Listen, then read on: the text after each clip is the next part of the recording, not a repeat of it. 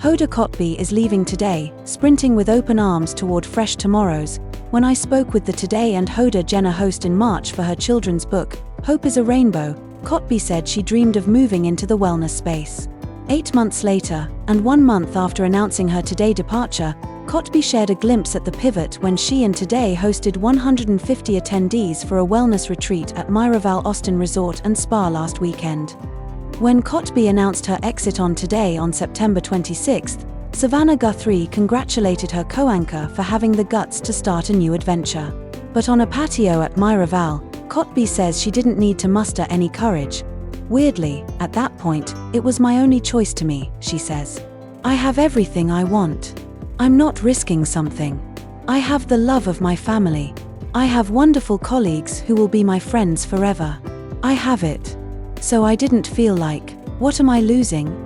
An inner voice beckoned. The whispers were very quiet, and then as they went on they became much louder, to a point where you almost couldn't not listen, Kotb says.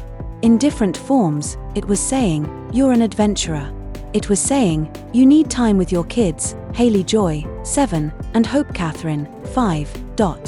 It was saying, what's this next chapter? It was saying, have you done it all? Today appointed Kotb as Matt Lauer's replacement in 2018 after NBC fired the disgraced journalist for alleged sexual misconduct. Kotb, a 26-year NBC News veteran, also worked on the network's investigative series Dateline.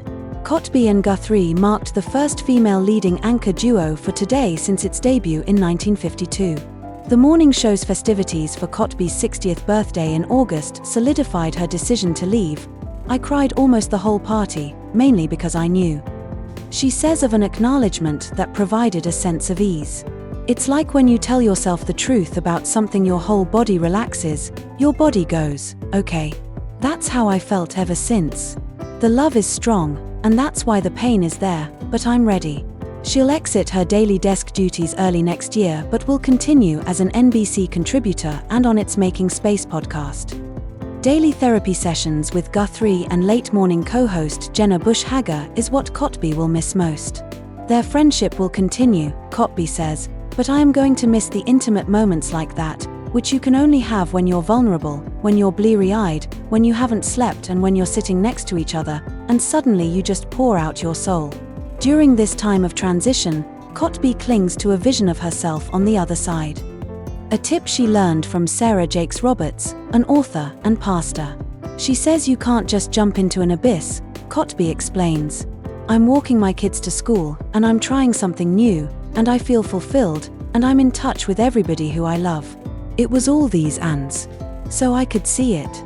So I think once I could see it clearly, I was like, okay, now I got it.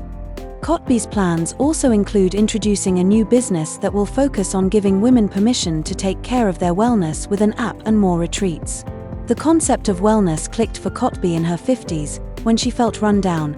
I'm like, I know I'll eat salmon and go for another run and then I'll feel better, she says. And I did, for a day. And then I realized there has to be something more that nourishes you, short of veggies and sweating on a Peloton bike. You have to have more. Throughout the weekend, attendees could practice meditation, yoga, and breathwork. Kotb and Bush-Hager are fans.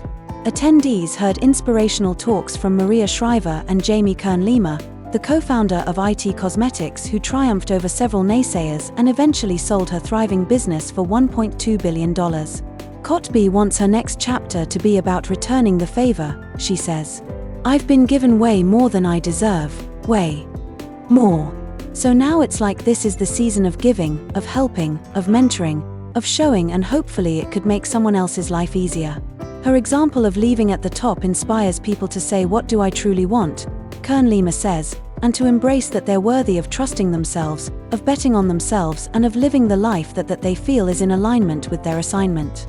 Kotb reflected on the many meaningful connections she made Monday, following the retreat. I didn't know my heart could hold that much or had that much capacity. It just kept deepening. Kotb felt even more assured that leaving Today is the right choice. I think it did solidify something that I knew to be true, she says. I felt like it was home. I was like, this is what home feels like. This is when something's right.